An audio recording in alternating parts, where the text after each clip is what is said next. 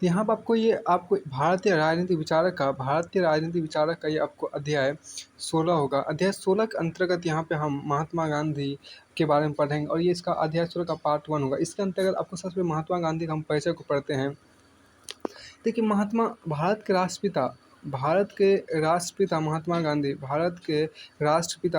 गांधी या मोहनदास करमचंद गांधी।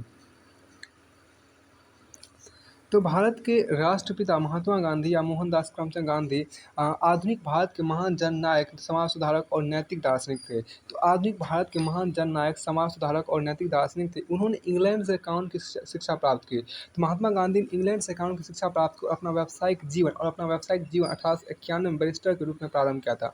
महात्मा गांधी ने अपना व्यावसायिक जीवन जो था वो 1891 ईस्वी में बैरिस्टर के रूप में प्रारंभ किया। 2 वर्ष बाद एक मुकदमे की पैरवी के सिलसिले में उन्हें दक्षिण अफ्रीका जाना पड़ा। वहाँ उन्होंने देखा कि अंग्रेजों के शासन में भारतीयों को अत्यंत कष्ट और अपमान का जीवन बिताना पड़ रहा है। इसके प्रतिकार के लिए भारतीयों के पास कोई विशेष शक्ति नहीं थी। गांधी जी ने वहीं सत्याग्रह की शक्ति आजमाने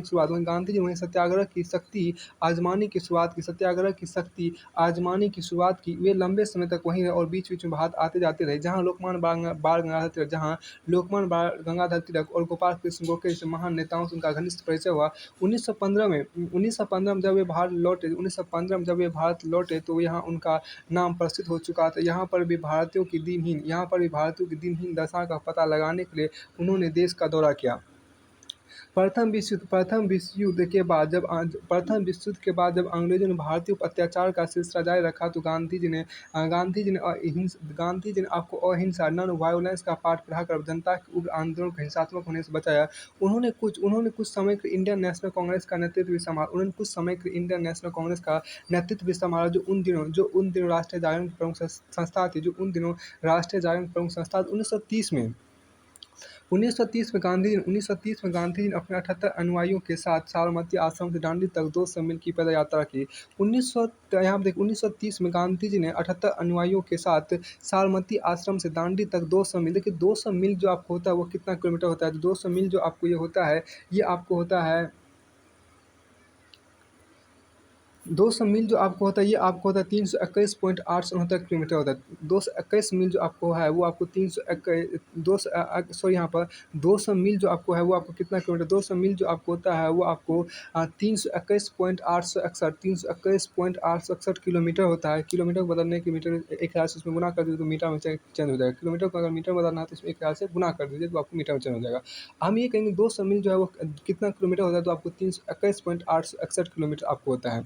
अब यहाँ देखिए, चूँकि महात्मा गांधी ने आपको कितना साबरमती आश्रम से दांडी तक 200 मील की पैदल यात्रा की और वहाँ उन्होंने समुद्र के पानी से नमक बनाकर ब्रिटिश सरकार के नमक कानून को तोड़ा और इस तरह सविनय अवज्ञा आंदोलन, सिविल डिसओबीडियंस मूवमेंट, अंग्रेजी में बोले तो सिविल डिसओबीडियंस मूवमेंट, हिंदी में बोले तो आपको सविनय अवज्ञा आंदोलन की शुरुआत की। अब आप ये देखिए क्या कि सबसे आप कुछ व्यक्तियों के जीवन काल देखिए। मोहनदास करमचंद गांधी अर्थात महात्मा गांधी का जीवन काल, आदरणीय महात्मा गांधी का जीवन काल 1869 से 1948 ईस्वी तक 1948 ईस्वी तक रहा। अब लोकमान्य बाल गंगाधर तिलक का जीवन काल 1856 से 1920 ईस्वी तक। लोकमान्य बाल गंगाधर तिलक का जीवन काल 1856 से 1920 ईस्वी तक। गोपाल कृष्ण गोखले का जीवन काल, आपको 1866 से लेकर 1915 ईस्वी तक। गोपाल कृष्ण गोखले का जीवन काल 1866 से लेकर 1915 ईस्वी तक। और उसका देखिए प्रथम विश्व युद्ध का समय आपको जो रहा, प्रथम विश्व युद्ध का जो काल रहा वो आपको 1914 से 1918 ईस्वी तक रहा। ठीक है। अब देखिए 1930 में गांधी जी ने आपको अपने 78 अनुयायियों के साथ 78 अनुयायियों के साथ साबरमती आश्रम से दांडी तक की 200 मील की पैदल यात्रा की थी। अब आगे चलिए, यहाँ पर 1939 में आपके यहाँ पर क्या 1939 में द्वितीय विश्व युद्ध छिड़ जाने पर अंग्रेज शासन ने भारत को भी युद्ध में धकेल दिया। 1939 में जब द्वितीय विश्व युद्ध आपको शुरू हुआ तो उसमें क्या हुआ, अंग्रेजों ने भारत को भी युद्ध में धकेल दिया और इसके लिए भारत की जनता की राय जानने की जरूरत भी नहीं समझी। इसके विरोध में गांधी जी ने 1942 में प्रसिद्ध भारत छोड़ो आंदोलन क्विट इंडिया मूवमेंट चलाया था। अब यहाँ पर एक महत्वपूर्ण क्वेश्चन आपकी है कि आपको मूवमेंट के किसके विरोध में गांधी जी ने प्रसिद्ध भारत छोड़ो आंदोलन, क्विट इंडिया मूवमेंट चलाया था। तो ये आपको, चूँकि जब ब्रिटेन 1939 में आपको द्वितीय विश्व में बिना भारत की राय दिए भारत की जनता को युद्ध में झोंक दिया, तो इसके विरोध में ही आपको महात्मा गांधी 1942 में भारत छोड़ो आंदोलन, क्विट इंडिया मूवमेंट की शुरुआत की थी। और देखिए 15 अगस्त 1947 को 15 अगस्त 1947 को भारत को स्वाधीनता मिली। 15 अगस्त 1947 को भारत को स्वाधीनता मिली, परंतु साथ ही भारत के दो टुकड़े हो गए, जिससे राष्ट्रीय एकता के पुजारी गांधी जी के हृदय को गहरी ठेस पहुंची। उन्होंने धार्मिक सहिष्णुता और एकता का प्रचार जारी रखा। उन्होंने धार्मिक सहिष्णुता और एकता का प्रचार जारी रखा। 30 जनवरी 1948 को एक हत्यारे की गोली लगने पर उन्होंने पार्थिव शरीर का त्याग कर दिया। 30 जनवरी 1948 को एक हत्यारे की गोली लगने पर उन्होंने अपने पार्थिव शरीर को त्याग दिया, मतलब पार्थिव शरीर का त्याग कर दिया।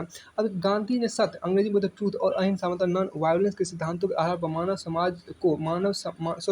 को समाज के नव निर्माण की राह दिखाई। गांधी जी ने सत्य और अहिंसा के सिद्धांतों के आधार पर मानवता को समाज के नव निर्माण की नई राह दिखाई। ये जो लाइन, इसको जो बोल्ड आपको, मतलब आपको एक तरह से इसको मेंस में आपको अंडरलाइन कर देना है। देखिए, गांधी जी ने सत्य और अहिंसा के सिद्धांतों के आधार पर मानवता को समाज के नव निर्माण की नई राह दिखाई। गांधी जी ने सत्य और अहिंसा के सिद्धांतों के आधार पर मानवता को समाज के नव निर्माण की राह दिखाई। वस्तुतः गांधी जी केवल राजनीतिक विचारक नहीं थे, बल्कि सच्चे कर्मयोगी थे। वे वर्तमान भारत के राष्ट्र निर्माता थे और उन्हें भारतवासी राष्ट्रपिता अथवा बापू के नाम से याद करते हैं। उनके ऊंचे चरित्र और धार्मिक रुझान को देखकर कवि व रविन्द्रनाथ टैगोर ने उन्हें महात्मा के नाम से संबोधित किया था, और आज भी महात्मा गांधी के नाम से लोकप्रिय है। उनके ऊंचे चरित्र और धार्मिक रुझान को देखकर कवि व रविन्द्रनाथ टैगोर ने उन्हें महात्मा के नाम से संबोधित किया था, और आज भी महात्मा गांधी के नाम से प्रसिद्ध है।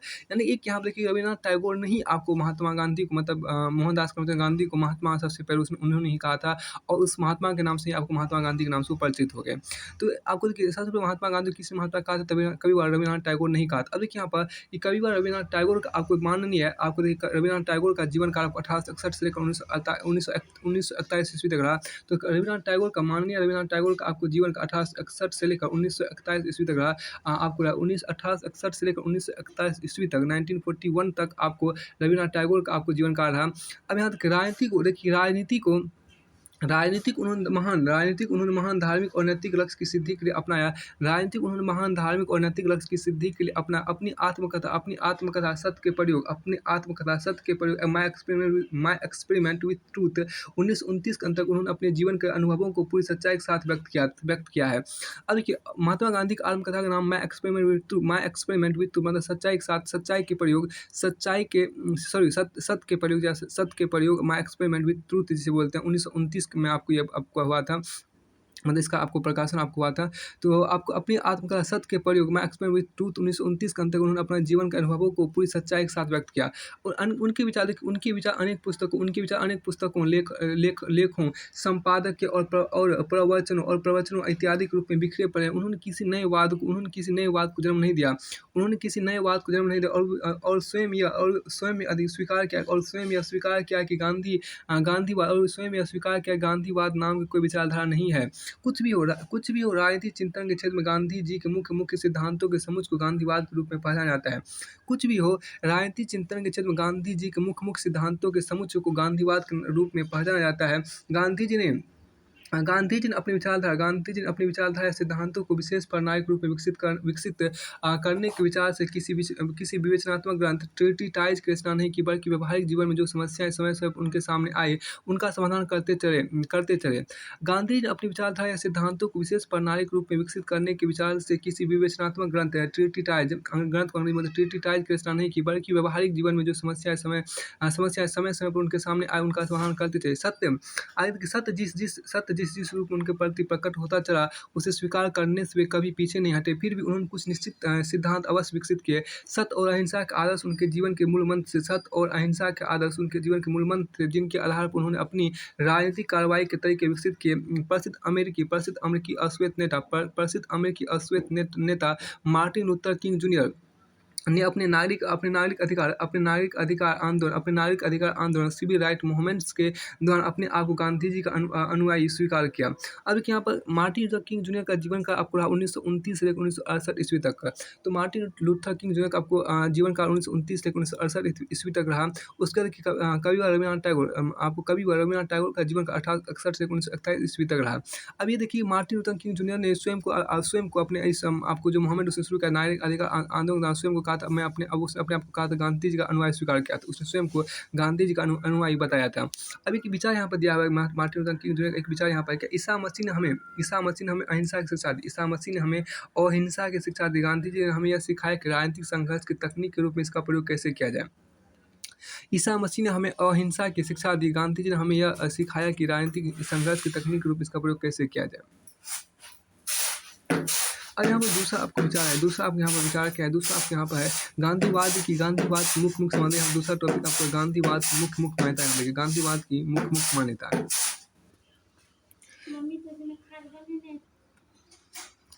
आगे यहाँ पर आपको इसका इसी का अगला टॉपिक आपको है आपके इसी का अगला टॉपिक आपके यहाँ पर है गांधीवाद की मुख्य मान्यताएं। देखिए मेन टीनेट्स ऑफ गांधीइज्म, देखिए TENETS टीनेट्स ऑफ गांधीइज्म GANDHISM।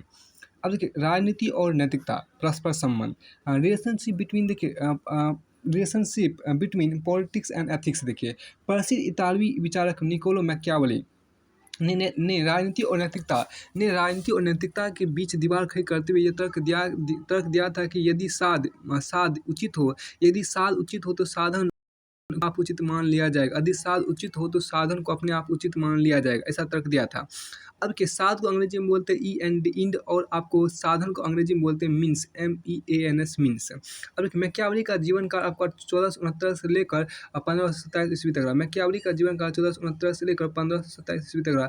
इसके विपरीत गांधी जी ने राजनीति और नैतिकता के बीच पुल का निर्माण करते हुए यह तर्क दिया कि राजनीति के क्षेत्र में साधन और साध दोनों समान रूप से पवित्र होने चाहिए। इसके विपरीत गांधी जी ने राजनीति और नैतिकता के बीच पुल का निर्माण करते हुए यह तर्क दिया कि राजनीति के क्षेत्र में साधन और साध दोनों समान रूप से पवित्र होना चाहिए। इस लाइन को आप मेंस में अंडरलाइन कर सकते हैं कि राजनीति के क्षेत्र में साधन और साध दोनों समान रूप से पवित्र होना चाहिए। ये तर्क आपको गांधी जी ने दिया था। गांधी जी ने राजनीति को आध्यात्मिक आधार देकर उसे स्वच्छ रखने का समर्थन किया। गांधी जी ने राजनीति को आध्यात्मिक आधार देकर उसे स्वच्छ रखने का समर्थन किया। इसकी प्रेरणा उन्हें प्रसिद्ध मनीषी गोपाल कृष्ण गोखले से मिली।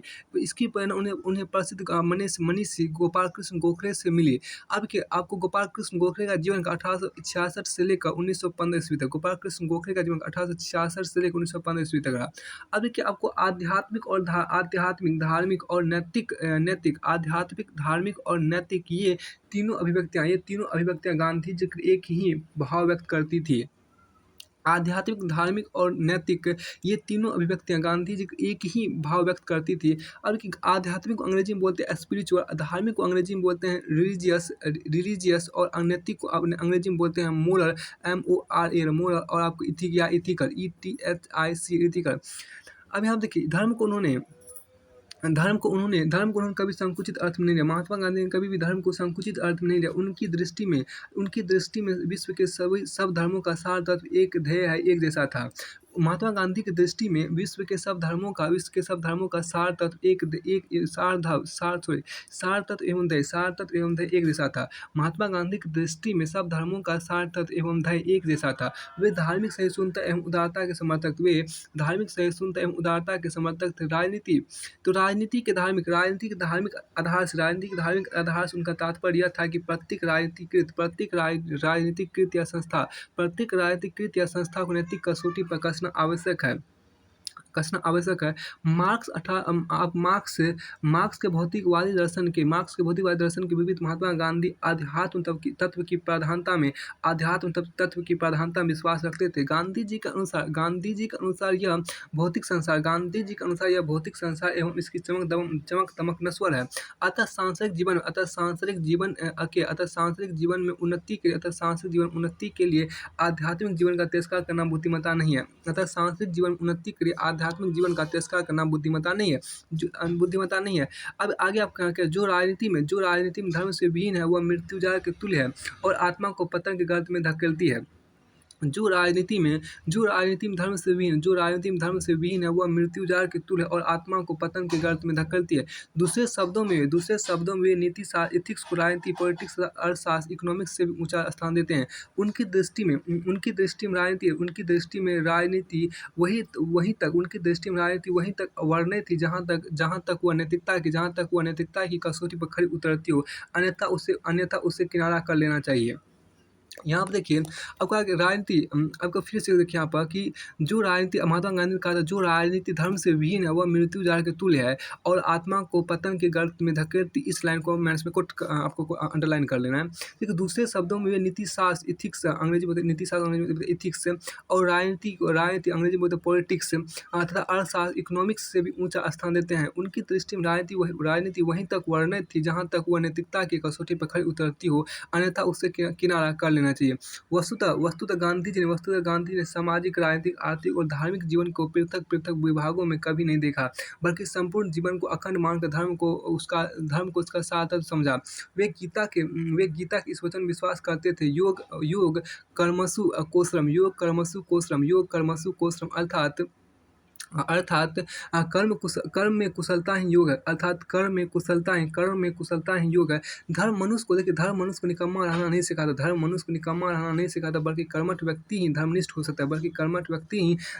हो सकता है। गांधी जी के शब्दों में मेरी सत्यनिष्ठा ही मुझे राजनीति के क्षेत्र में ले आई और मैं तनिक भी संकोच किए बिना परंतु पूर्ण विनम्रता के साथ कह सकता हूँ कि जो ये कहते हैं कि धर्म का राजनीति से कोई सरोकार नहीं है, वे धर्म का अर्थ ही नहीं जानते। वे भारत की पराधीनता को भारतवासियों के नैतिक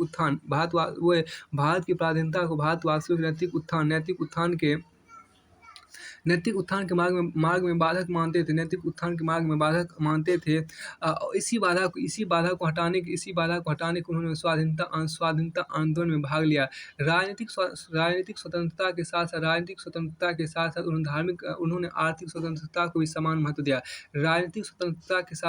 आर्थिक स्वतंत्रता को भी समान महत्व दिया। उन्होंने चरखा, खादी, कुटीर उद्योग और स्वदेशी वस्तु प्रयोग के आंदोलन चलाकर इस दिशा में मार्गदर्शन किया। उनके विचार से राजनीतिक और आर्थिक स्वतंत्रता दोनों नैतिक जीवन की आवश्यक शर्त थी। आर्थिक स्वतंत्रता की दिशा में गांधी जी ने साम्यवादी सिद्धांत को स्वीकार नहीं किया। उन्होंने समस्त भौतिक आवश्यकताओं की पूर्ति के स्थान पर आवश्यकताओं को संयत करने पर बल दिया। महात्मा गांधी ने समस्त भौतिक आवश्यकताओं की पूर्ति के स्थान पर आवश्यकताओं को संयत करने पर बल दिया। उन्होंने शरीर श्रम को विशेष महत्व दिया। उनका विचार था कि प्रत्येक सक्षम व्यक्ति को अपनी भौतिक आवश्यकताओं के अनुरूप उत्पादन में योग देने के लिए स्वयं शरीर श्रम करना चाहिए। इस लाइन को आप कमेंट्स में अंडरलाइन कर सकते हैं। इससे सब की आपको देखिए यहाँ पे शरीर श्रम को अंग्रेजी में बोलते हैं ब्रीड लेबर, लेबर।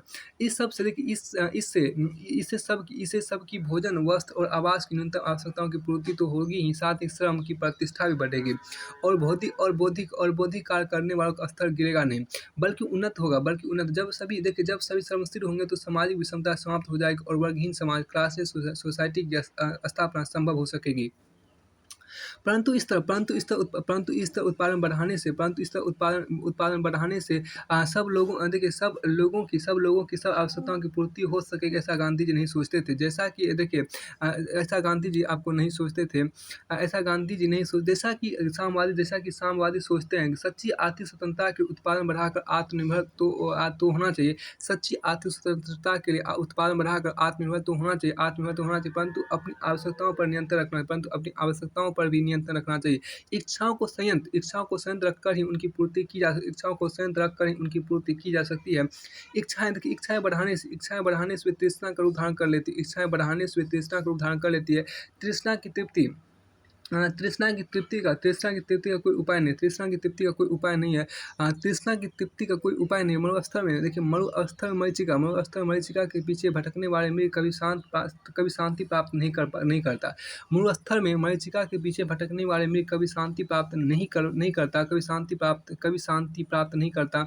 शांति तो मनुष्य को अपनी अंतरात्मा के भीतर ही मिल सकती, शांति तो मनुष्य को अपनी अंतरात्मा के भीतर ही मिल सकती है। जैसे जैसे कस्तूरी का वास मृग की नाभि में होता है, जैसे कस्तूरी का वास मृग की नाभि में होता है। वन में भटकने से उसे कुछ हासिल नहीं होता। मनुष्य को चाहिए कि संसार में रहते हुए भी सांसारिक विषयों से निलिप्त रहे।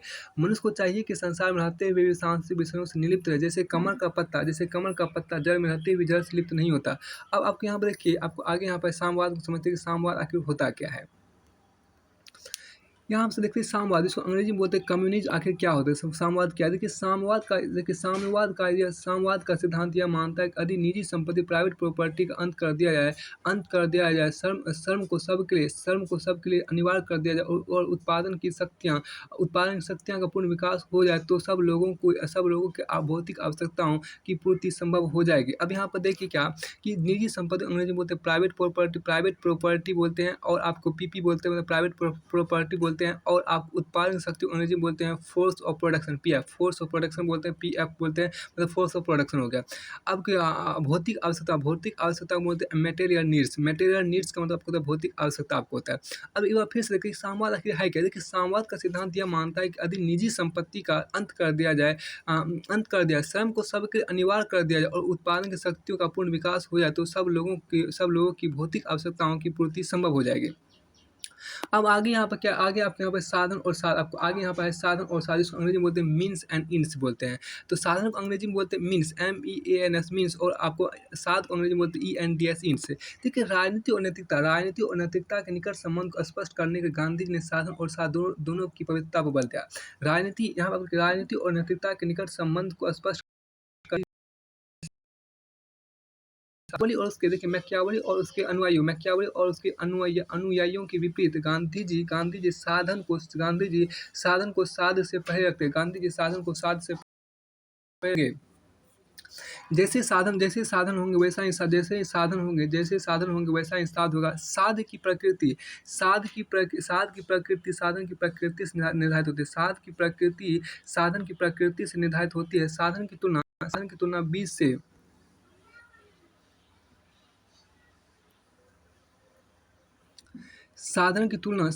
बीज से कर सकते हैं। साध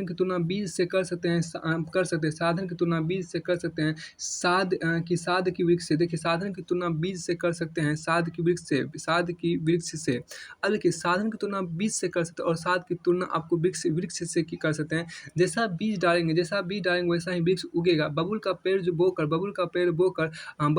बोकर आम का फल नहीं उगाया जा सकता। साध और साधन, देखिए साध और साधन एक ही सिक्के के दो पहलू। साध और साधन एक ही सिक्के के दो पहलू हैं, जिन्हें एक दूसरे से पृथक करना संभव नहीं है। यदि साधन अनैतिक होगा, यदि साधन अनैतिक होंगे तो साध चाहे कितना ही महान क्यों ना हो, वह अवश्य भ्रष्ट हो जाएगा। यदि साधन अनैतिक होंगे तो साध चाहे कितना ही महान क्यों ना हो, वह अवश्य भ्रष्ट हो जाएगा, क्योंकि गलत रास्ता कभी सही मंजिल तक नहीं ले जाता। जो सत्ता भय और फियर और बल प्रयोग फोर्स की नींव पर खड़ी की जाती है, उससे लोगों के मन में स्नेह और आदर की भावना पैदा नहीं की जा सकती। स्वराज प्राप्ति के लिए गांधी जी ने सत्याग्रह का मार्ग दिखाया, क्योंकि सत्याग्रह ऐसा साधन था जो साध अर्थात स्वराज के समान ही पवित्र था। यदि हिंसा छल कपट और असत्य के मार्ग पर चलकर स्वराज भी मिल जाता, तो वे उसे स्वीकार करने को तैयार नहीं थे। यही कारण था कि 1922 में जब क्रुद्ध भीड़ ने चोरी चोरा थाने को आग लगा दी, तब गांधी जी ने अपना आंदोलन वापस ले लिया था। अब देखिए यहाँ पर कि 1922 में कहाँ पर जो क्रुद्ध भीड़ ने आपको चोरी चोरा स्थान, जो उत्तर प्रदेश के गोरखपुर जिले में थे, उत्तर प्रदेश के गोरखपुर जिले में चोरी चोरा थाने को 1922 में क्रुद्ध भीड़ ने उस थाने को आग लगा दिया। तब गांधी जी ने इसी घटना से व्याकुल होकर आपको आंदोलन को वापस ले लिया। हालांकि इस आंदोलन की सफलता दिखाई देने लगी तो उन्होंने अनुभव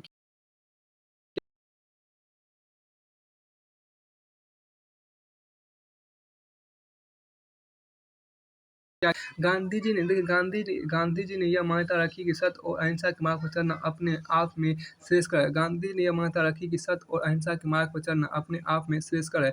वह जिस लक्ष्य की ओर ले जाएगा वही वर्ण्य होगा। वह जिस लक्ष्य की ओर ले जाएगा वही वर्ण्य आपको होगा। और सत्य के मार्ग पर चलते हुए हमें लक्ष्य अथवा फल की चिंता करनी छोड़नी चाहिए। सत्य के मार्ग पर चलते हुए हमें चाहिए केवल साधन अथवा कर्म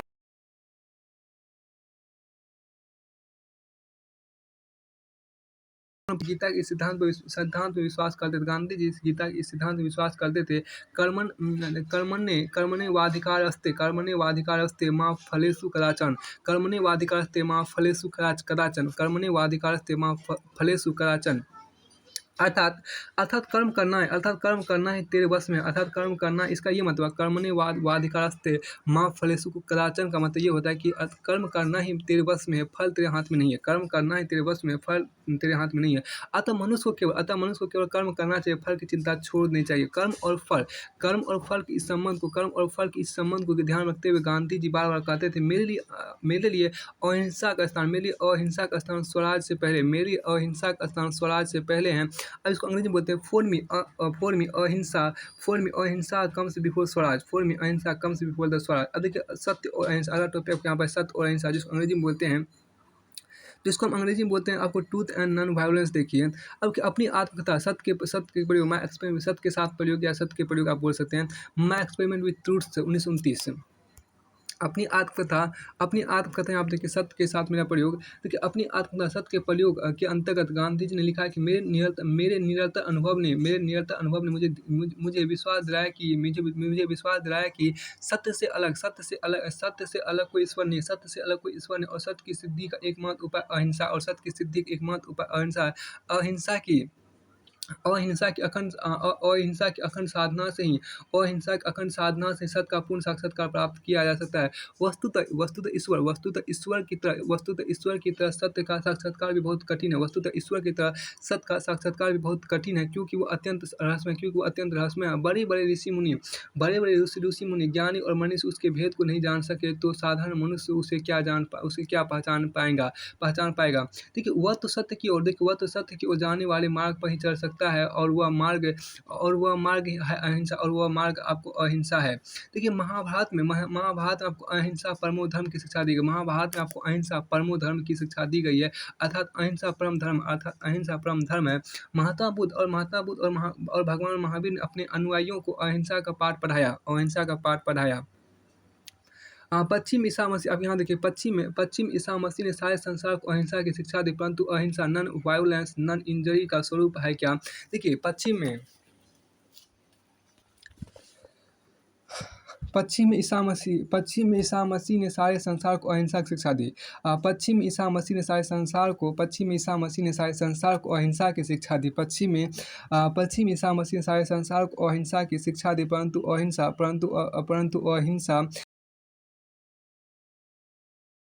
स्वरूप है क्या। परंतु अहिंसा नॉन वायलेंस नॉन इंजरी का स्वरूप है क्या। इस शब्द का मूल अर्थ है, देखिए इस शब्द का मूल अर्थ है ऐसा व्यवहार जिसमें हिंसा वायलेंस का सहारा ना लिया जाए, अर्थात किसी जीव को पीड़ा इंजरी ना पहुंचाया जाए। परंतु यह तो अहिंसा का नकारात्मक पक्ष है, जो यह बताता है कि मनुष्य को क्या नहीं करना चाहिए। दूसरी ओर गांधी जी ने अहिंसा के सकारात्मक पक्ष को पहचानने का प्रयत्न किया, जो यह निर्देश देता है कि मनुष्य को क्या करना चाहिए। परंतु यह तो अहिंसा का नकारात्मक पक्ष है, जो यह बताता है कि मनुष्य को क्या नहीं करना चाहिए। दूसरी ओर गांधी जी ने अहिंसा के सकारात्मक पक्ष को पहचानने का प्रयत्न किया, जो यह निर्देश देता है कि मनुष्य को क्या करना चाहिए। देखिए यह विचार हमें सर्वव्यापक परमात्मा की ओर ले जाता है। परमात्मा की ओर ले जाता है, जो सत्य का चिन्मय रूप है, और वह समस्त जीव जगत में व्याप्त है। महात्मा बुद्ध, देखिए महात्मा बुद्ध उसे विश्वात्मा, महात्मा बुद्ध उसे विश्वात्मा, महात्मा बुद्ध से विश्वात्मा की संज्ञा देते हैं और यह बताते हैं कि किसी भी जीव को कष्ट पहुंचाने से विश्वात्मा को दुख पहुंचाता है। और यह बताते हैं किसी भी जीव को कष्ट पहुंचाने से विश्वात्मा को दुख पहुंचता है। और यह बताते हैं किसी भी जीव को कष्ट पहुंचाने से विश्वात्मा को दुख पहुंचता है। महात्मा गांधी एक कदम आगे बढ़कर कहते हैं, महात्मा गांधी एक कदम आगे बढ़कर कहते हैं कि अतः विश्व के समस्त जीवों से, अतः विश्व के समस्त जीवों से प्रेम करो, अतः विश्व के समस्त जीवों से प्रेम करो। धरती पर धरती पर निम्नतम कोटि का प्राणी भी ईश्वर का प्रतिरूप है। धरती पर निम्नतम कोटि का और प्राणी भी ईश्वर का प्रतिरूप है। इसलिए वह तुम्हारे प्रेम का अधिकारी, इसलिए वह तुम्हारे प्रेम का अधिकारी है। अबू बिन आदम, देखिए अबू बिन आदम को ज्ञान देने वाले फरिश्ते की सीख को दोहराते हुए गांधी जी कहते हैं कि जो मनुष्य अपने साथ जीवन बिताने वाले मनुष्यों से प्यार करता है वही ईश्वर से प्यार करता है। जो मनुष्य अपने साथ जीवन बिताने वाले मनुष्यों से प्यार करता है वही ईश्वर से प्यार करता है। कविवर रवीन्द्रनाथ टैगोर की तरह वे भी अनुभव करते हैं कि कविवर रवीन्द्रनाथ टैगोर की तरह वे भी अनुभव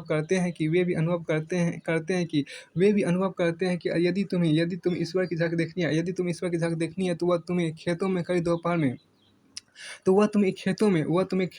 कई दोपहर को काम करने वाले मजदूर के माथे पर आपको ढुकती हुई पसीने की बूंदों में मिलेगी। गांधी जी केवल उपदेश नहीं देते, बल्कि स्वयं हरिजनों की बस्ती में जाकर रहते हैं। गांधी जी केवल उपदेश ही नहीं देते बल्कि स्वयं हरिजनों की बस्ती में जाकर रहते हैं और एक सच्चे तपस्वी की तरह लंगोटी पहनकर जीवन बिता देते हैं। और ये एक सच्चे तपस्वी की तरह लंगोटी पहनकर जीवन बिता देते हैं ताकि उन्हें हर समय ये अनुभव होता रहे कि जिस गरीब किसान को तन ढकने के वस्त्र नसीब नहीं होते वो अपना समय कैसे काटता है। अतः अहिंसा का सकारात्मक पक्ष है मानव प्रेम। अहिंसा का सकारात्मक पक्ष है मानव प्रेम। देखिए अहिंसा वह सिद्धांत या नीति है जिसमें अपने विरोधी को प्रेम से जीता जाता है। इस लाइन को अंडरलाइन कर लीजिएगा मेंस में। देखिए आपको ये है, अहिंसा का सकारात्मक पक्ष है मानव प्रेम। अहिंसा वह सिद्धांत या नीति है जिसमें अपने विरोधी को प्रेम से जीता जाता है, घृणा या लड़ाई से नहीं। अहिंसक की दृष्टि में कोई भी घृणा का पात्र नहीं हो सकता, पापी भी नहीं। गांधी जी बाइबल के इस वाक्य के अनुयायी हैं, पाप से घृणा करो पापी से नहीं। गांधी जी बाइबल के इस वाक्य के अनुयायी हैं कि पाप से घृणा करो पापी से नहीं। Hate the sin, not the Sinner. यदि कोई पापी तुम्हारे संपर्क में आता है, तो अपने चरित्र बल से उसे भी पाप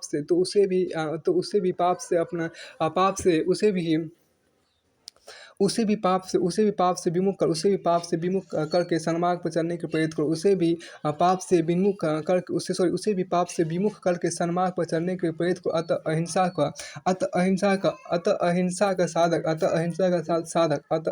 का साधक समाज से अपना संबंध नहीं तोड़ सकता। अतः अहिंसा का साधक समाज से अपना संबंध नहीं तोड़ सकता। देखिए गांधी जी ऐसी आध्यात्मिक साधना में विश्वास नहीं करते। गांधी जी ऐसी आध्यात्मिक साधना में विश्वास नहीं करते। गांधी जी ऐसी आध्यात्मिक साधना में विश्वास नहीं करते जिसमें मनुष्य संसार से पलायन करके पर्वतों और कंदराओं में या वनों में एकांत जीवन व्यतीत करे। वे स्वयं आजीवन सार्वजनिक कार्य में व्यस्त रहे और उन्होंने ऐसी तपस्या या साधना को प्रोत्साहन नहीं दिया जिससे समाज का कोई हित ना हो। अहिंसा का पुजारी अपने सहचरों के दुख से द्रवित होकर उसके निवारण के प्रयत्नशील होगा। वह अपने प्राय का भेदभाव मिटाकर जन सेवा में अपना जीवन अर्पित कर देगा। अहिंसा का पुजारी अपने सहचरों के दुख से द्रवित होकर उसके निवारण के लिए प्रयत्नशील होगा। वो अपने प्राय का भेद मिटाकर जन सेवा में अपना जीवन अर्पित कर देगा। इस लाइन को अंडरलाइन कर लेना है।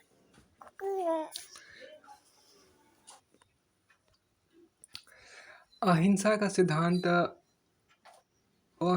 सिद्धांत मनुष्य को हिंसा वायोलेंस से दूर रहने की शिक्षा देता है। अहिंसा का सिद्धांत मनुष्य को हिंसा वायोलेंस से दूर रहने की शिक्षा। देखिए अहिंसा का सिद्धांत मनुष्य को हिंसा वायोलेंस मतलब हिंसा का अंग्रेजी होती है वायोलेंस। अहिंसा का सिद्धांत मनुष्य को हिंसा से दूर रहने की शिक्षा देता है। अहिंसा का जो सिद्धांत है वो मनुष्य को हिंसा से दूर रहने की शिक्षा देता है। जैसे जैसे हम इसकी वस्तु सिद्धांत यह मांग करता है कि हमारे किसी कृत्य से किसी मनुष्य को कष्ट नहीं पहुंचना चाहिए। मोटे तौर पर प्रस्तुत सिद्धांत यह मांग करता है कि हमारे किसी कृत्य से किसी मनुष्य को कष्ट नहीं पहुंचना चाहिए। गांधी जी की दृष्टि में किसी को कष्ट पहुंचाने के विचार या किसी का बुरा चाहना भी हिंसा है। किसी के प्रति घृणा या द्वेष की भावना रखना भी हिंसा है। फिर अपनी तात्कालिक आवश्यकताओं से फिर अपनी तात्कालिक आवश्यकताओं से अधिक वस्तुएं ग्रहण करना या धन बटोरना भी हिंसा है। क्योंकि ऐसा क्योंकि ऐसा करके हम दूसरों को उनके उचित अधिकार या हिस्से से वंचित करते हैं। क्योंकि ऐसा करके हम दूसरों को उनके उचित अधिकार या हिस्से से क्योंकि ऐसा करके हम दूसरों को उनके उचित अधिकार या हिस्से से वंचित करते हैं। जहाँ तक पर्यावरण में किसी तरह की गंदगी या प्रदूषण फैलाना भी हिंसा है। क्योंकि इससे जन स्वास्थ्य पब्लिक हेल्थ को क्षति पहुंचने का अंदेशा है। इस तरह देखा जाए तो नागरिकता सिटीजनशिप के सारे आदर्श और सदाचार गुड कंडक्ट के सारे नियम अहिंसा के विचार क्षेत्र में आ जाते हैं। आधुनिक युग में महात्मा गांधी ने अहिंसा को भारत के स्वाधीनता आंदोलन में एक राजनीतिक सिद्धांत के रूप में अपनाया और इसकी शक्ति को प्रमाणित किया। आधुनिक युग में महात्मा गांधी ने अहिंसा को भारत के स्वाधीनता आंदोलन में राजनीतिक सिद्धांत के रूप में अपनाया और इसकी शक्ति को प्रमाणित किया। गांधी जी ने यह सिखाया कि अहिंसा निर्बल व्यक्ति का आश्रय नहीं बल्कि शक्तिशाली का अस्त्र है। अहिंसा निर्बल व्यक्ति का आश्रय नहीं बल्कि शक्तिशाली का अस्त्र है। विरोधी की शक्ति से डर जाने या अत्याचार के विरुद्ध बल प्रयोग न कर पाने की स्थिति अहिंसा नहीं है। विरोधी की शक्ति से डर जाने या अत्याचार के विरुद्ध बल प्रयोग न कर पाने की स्थिति अहिंसा नहीं है। इसके विपरीत यह नैतिक दृष्टि से शक्तिशाली व्यक्ति या समूह का बल है जो सत्य पर दृढ़ निष्ठा रखने से प्राप्त होता है। अहिंसा स्वयं एक शक्ति है। अहिंसा स्वयं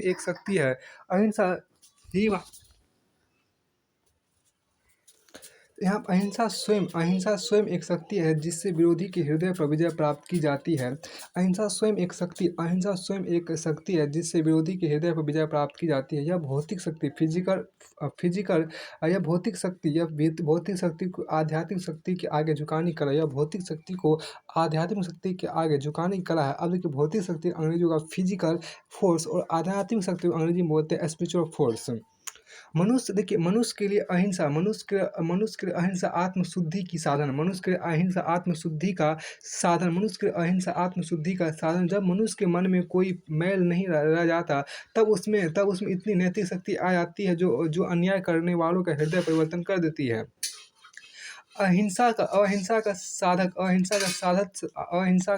सत्य के प्रति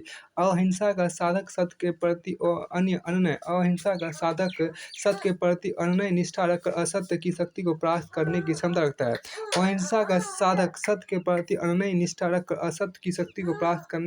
है। समकालीन परिस्थितियों में अहिंसा का महत्व और भी बढ़ गया है। गांधी जी का अनुयायी एवं अमेरिकी अश्वेत नेता मार्टिन लूथर किंग जूनियर के शब्दों में आज के अत्यंत विनाशकारी अस्त्रों के युग में हमारे सामने दो ही रास्ते हैं, या तो हम अहिंसा का अपना या फिर अपने अस्तित्व को ही मिट जाने दें।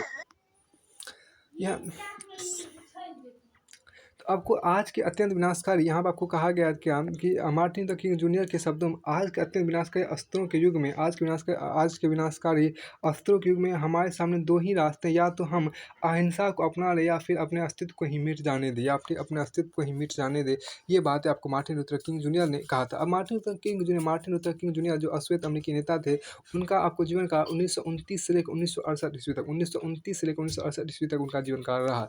तो यहाँ से देखिए आपको जो टॉपिक था वो खत्म होता। अगला टॉपिक जो आपके यहाँ पर सत्याग्रह, वो हम किसी अगले वीडियो में चर्चा करें आपको सत्याग्रह। यहाँ देखिए आपको सत्याग्रह की सत्य और अहिंसा का आपको देखिए सत्याग्रह भी थोड़ा सा देख लेते हैं। सत्याग्रह छोटा ही आपके यहाँ पर है। देखिए सत्याग्रह सत्य और अहिंसा का अटूट संबंध ही सत्याग्रह के विचार को जन्म देता है। सत्य और अहिंसा का अटूट संबंध ही सत्याग्रह के विचार को जन्म देता है। वस्तुतः सत्याग्रह ही सामाजिक क्रांति का गांधीवादी तरीका वस्तुतः सत्याग्रह ही सामाजिक क्रांति का गांधीवादी तरीका है। सत्याग्रह का शब्दार्थ है सत्य प्लस आग्रह। सत्य प्लस आग्रह अर्थात सत्य पर अड़ी रहना, इंसिस्टेंस ऑन ट्रूथ। सत्य अर्थात सत्य पर अड़ी रहना, इंसिस्टेंस ऑन ट्रूथ। सत्य क्या इसका निर्णय कैसे हो? जब अहिंसा का पालन करते हुए मनुष्य आत्मशुद्धि कर लेता है तो उसकी अंत आत्मा हम्म, तो उसकी अंतरात्मा है सत्य का दर्पण बन जाती है। जब मनुष्य को यह विश्वास हो जाता है कि वह सत्य के मार्ग पर चल रहा है तब चाहे उसे जितनी भी बाधाएं और यातनाएं क्यों ना सहन करनी पड़ी, अपने मार्ग से तनिक विचलित ना होना सत्याग्रह है। सत्य की सिद्धि कठिन तो है परंतु अंत विजय उसकी ही होती है। सत्यमेव जयते। खाली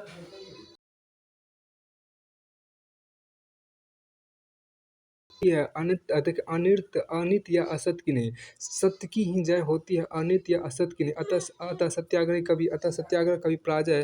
सत्याग्रह कभी पराजय स्वीकार नहीं करता। वह किसी भी परिस्थिति में सत्य के पथ से विचलित नहीं होता।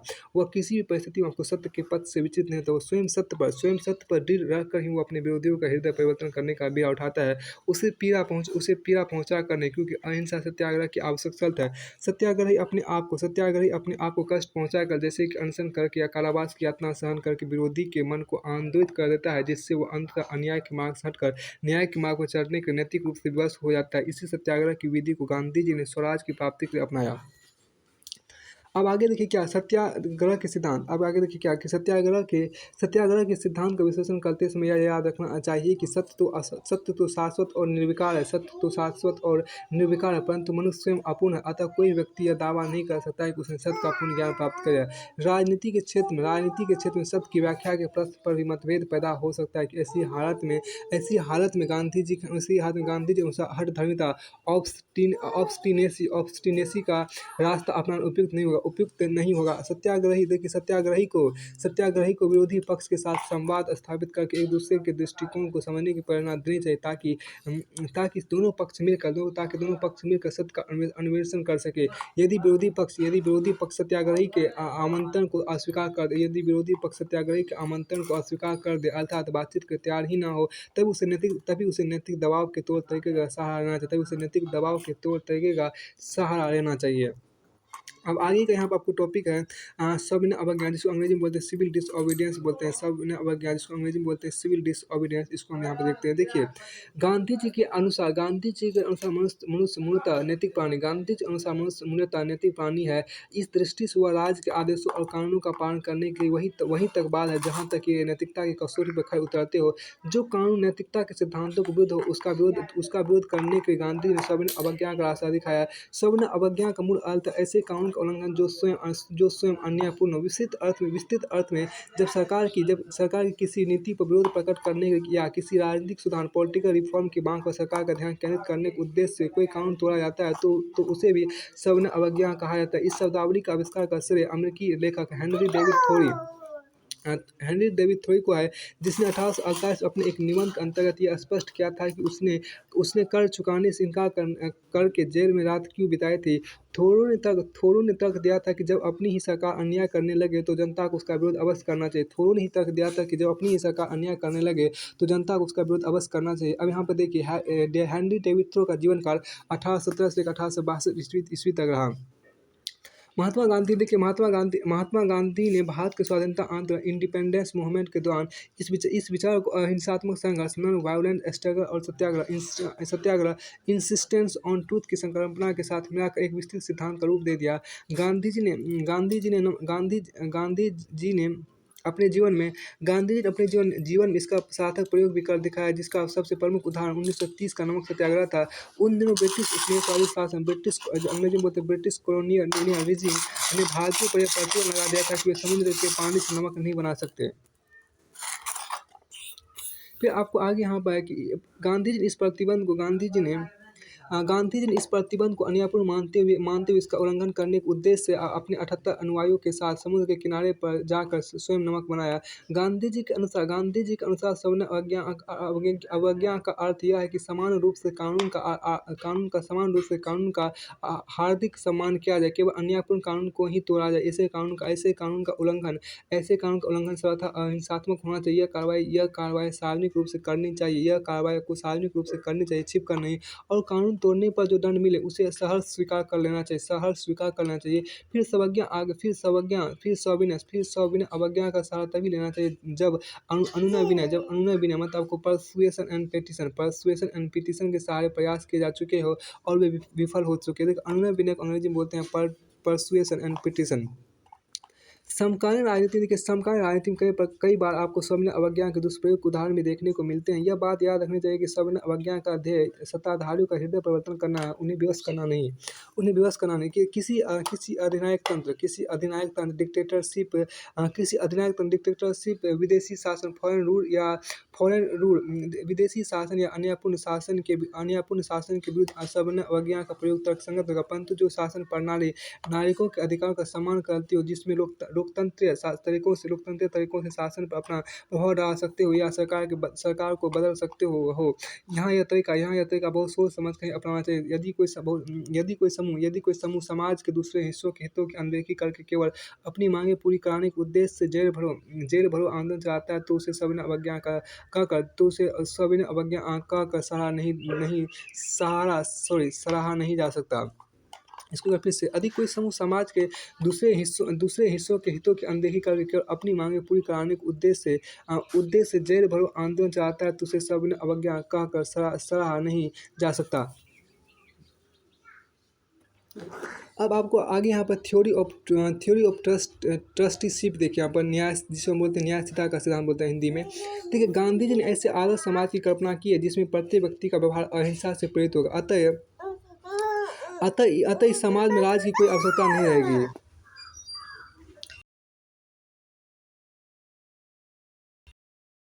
प्रेरित होगा।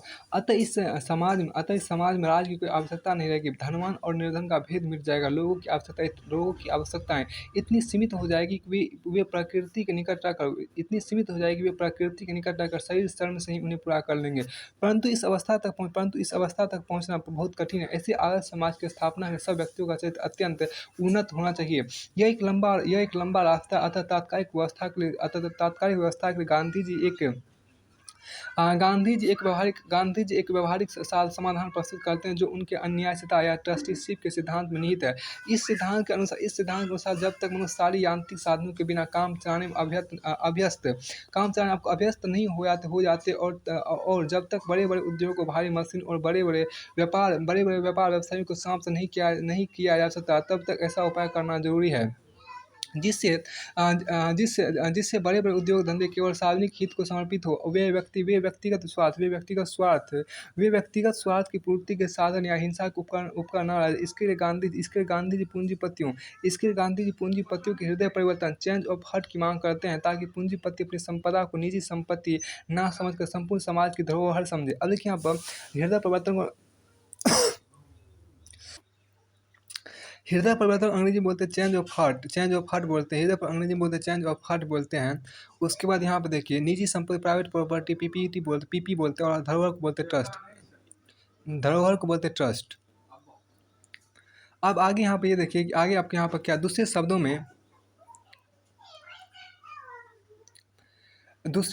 आप यहाँ पर देखिए क्या कि दूसरे शब्दों में जब तक हम पूर्ण अहिंसा पर आधारित वर्गहीन और राजहीन समाज की स्थापना के तैयार नहीं हो जाते, तब तक वर्तमान व्यवस्था को अहिंसात्मक बनाने के उद्देश्य से पूंजीपतियों के हृदय परिवर्तन का प्रयत्न किया जाए ताकि वे अपने नियंत्रण में आने वाली संपत्ति को अपनी व्यक्तिगत संपत्ति न समझे, बल्कि उसे जनता की धरोहर समझ कर अपने आप को उसका न्यायधारी, ट्रस्टी या रक्षक समझे और उसे संपूर्ण समाज उन्नति एवं कल्याण में लगा दी। इसका सबसे बड़ा लाभ यह होगा कि समाज उद्योग और वाणिज्य के क्षेत्र में उद्यमशील और प्रतिभाशाली व्यक्तियों की योग्यता से तो पूरा फायदा उठाएगा, परंतु संपत्ति के स्वार्थपूर्ण उपयोग से जुड़े शोषण और अन्याय से मुक्त रहेगा। यह धारणा पूंजीपतियों के हृदय परिवर्तन की कल्पना, परंतु केवल नैतिक प्रेरणा के बल पर पूंजीपतियों के हृदय परिवर्तन की कल्पना जरूरत से ज़्यादा आशावादी प्रतीत होता है। देखिए, शोषण अंग्रेजी में बोलते हैं एक्सप्लॉयटेशन, EXPLOITATION होता है। और आपके यहाँ पे देखिए क्या कि वर्गहीन और राजहीन समाज को अंग्रेजी में बोलते हैं, वर्गहीन समाज को बोलते हैं क्लासलेस सोसाइटी, और आपको राजहीन समाज को बोलते हैं स्टेटलेस सोसाइटी बोलते हैं। न्याय स्थायी को अंग्रेजी में बोलते हैं ट्रस्टी। अब आपको आगे अगला टॉपिक जो यहाँ पे वो आपका है सर्वोदय। सर्वोदय SARVODAY, सर्वोदय। यहाँ पर अगला टॉपिक आपको है सर्वोदय। देखिए, गांधी जी का सर्वोत्तम सिद्धांत। गांधी जी का सर्वोत्तम सिद्धांत संपूर्ण मानव समाज के कल्याण की कामना को व्यक्त करना। भारतीय मूल, देखिए भारतीय मूल की इस शब्द सर्वोदय, सर्वोदय मतलब बराबर आपको सर्वप्रस उदय। सर्वोदय का आपको संधि जो उसका समास आपको सर्वप्रस उदय का अर्थ है। देखिए सर्वोदय जो सर्वप्रस उदय का अर्थ है सबका, देखिए सर्वोदय आपको तो बराबर सर्वप्रस उदय। तो सर्वोदय का अर्थ है सबका उदय या उत्थान, सबका उदय या उत्थान, जिसको अंग्रेजी में बोलते हैं uplift, UPLIFT, uplift of all, uplift of all. Mahatma Gandhi ने इस शब्द का प्रयोग ऐसी जीवन पद्धति का या विचारधारा का संकेत देने के लिए किया जो असत्य और अहिंसा पर आधारित हो। मतलब यह कि जब अहिंसा को जीवन का नियम बना लिया जाएगा, तब समाज में किसी के प्रति विरोध नहीं रहेगा और सब मिलकर सबके कल्याण के कार्य करेंगे। गांधी जी के बाद आचार्य विनोबा भावे, गांधी जी के बाद आचार्य विनोबा भावे और लोकनायक जयप्रकाश नारायण ने सर्वोदय को विस्तृत सामाजिक कार्यक्रम का रूप दे दिया। कभी कभी सर्वोदय की व्याख्या गांधीवादी समाज, गांधीयन सोशलिज्म के रूप में की जाती है, परंतु यह व्याख्या सही नहीं है। समाजवाद के असंख्य रूप है, परंतु वह मुख्यतः जनसाधारण की भौतिक आवश्यकताओं की पूर्ति को प्राथमिकता देते हैं। गांधीवाद आत्मसंयम रखने और भौतिक आवश्यकताओं को कम करने की शिक्षा देता है। समाजवाद, देखिए समाजवाद मुख्यतः सामाजिक उत्पादन के साधनों के सामाजिक स्वामित्व या नियंत्रण की मांग करता है। गांधीवाद पूंजीपतियों के हृदय परिवर्तन विश्वास करते हुए न्यायशीलता, ट्रस्टीशिप के सिद्धांत को स्वीकार करता है। सारांश यह है कि सर्वोत्तम निम्न वर्गों के कल्याण को तो बहुत महत्व देता है, परंतु इसके लिए वह ऐसी व्यवस्था की कल्पना और आशा करता है जिसमें धर्मांध वर्ग शिक्षा और आत्मप्रेरणा से अपना धर्म निर्धन वर्ग के कल्याण को समर्पित कर देगा। समाजवाद बहुवर्ग संघर्ष, क्लास कॉन्फ्लिक्ट पर अपना ध्यान केंद्रित करता है। सर्वोदय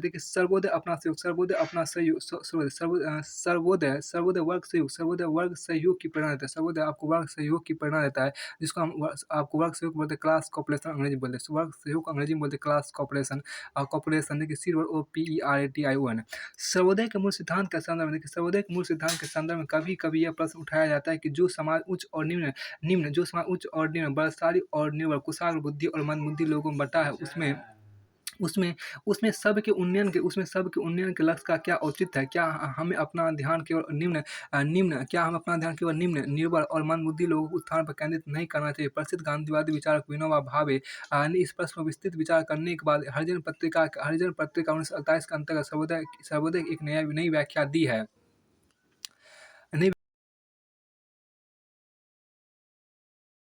व्यक्ति का जीवन का 1895 से लेकर 1982 ईस्वी तक आपको रहा।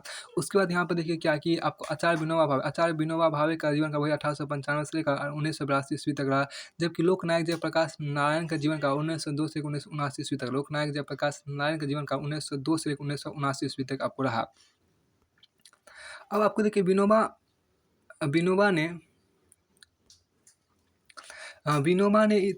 ने तर्क दिया है कि इस अभागे संसार में हर किसी को उत्थान की जरूरत है। यहाँ हर कोई किसी न किसी तरह से गिरा हुआ है। धनवान पहले से गिरे हुए हैं और निर्धन लोगों को तो कभी ऊपर उठने का अवसर ही नहीं मिला। धनवान लोग नैतिक और आध्यात्मिक दृष्टि से गिरे हुए, क्योंकि उनकी संपदा दूसरों के शोषण एक्सप्लॉयटेशन पर टिकी है। अतः वह असत और हिंसा की देन है। यदि वे स्वेच्छा से अपनी अनावश्यक संपदा का त्याग कर देंगे तो इससे निर्धन लोगों के भौतिक कल्याण में सहायता मिलेगी और धनवान लोगों को आध्यात्मिक कल्याण का अवसर मिलेगा। देखिए भौतिक कल्याण अंग्रेजी बोलते हैं material welfare, METERIAL, material welfare, WELFARE, और आध्यात्मिक कल्याण अंग्रेजी बोलते हैं आपको स्पिरिचुअल वेलफेयर का। इस दृष्टि सर्वोदय का सिद्धांत उपयोगितावाद और समाजवाद दोनों से भिन्न है, जिन्हें कर्म से अधिकतम लोगों के अधिकतम सुख और कामगार वर्ग की विमुक्ति और कामगार वर्ग की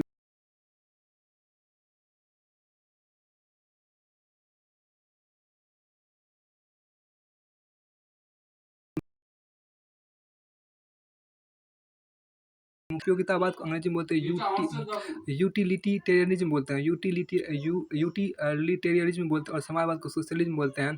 अब यहाँ देखिए अधिकतम लोगों का अधिकतम सुख अंग्रेजी में बोलते हैं greatest happiness of the greatest number. और कामगार वर्ग की विमुक्ति बोलते हैं अंग्रेजी में बोलते हैं emancipation emancipation of the working class emancipation of the working class. अब आपको अगला जो टॉपिक है वो आपको यहाँ पर स्वराज की संकल्पना आपको यहाँ पर इसका हम अगले वीडियो में करेंगे।